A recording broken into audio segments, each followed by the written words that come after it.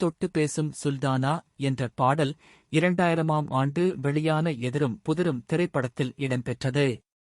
பாடலாசிரியர் வைரமுத்து, பாடகர்கள் சுவர்ணலதா மற்றும் புஷ்பவனம் குப்புசாமி, இசையமைப்பாளர் வித்யாசாகர் இசையமைத்த இந்த பாடலில் ராஜசுந்தரம் மற்றும் சிம்ரன் ஆகியோர் நடித்திருந்தனர்.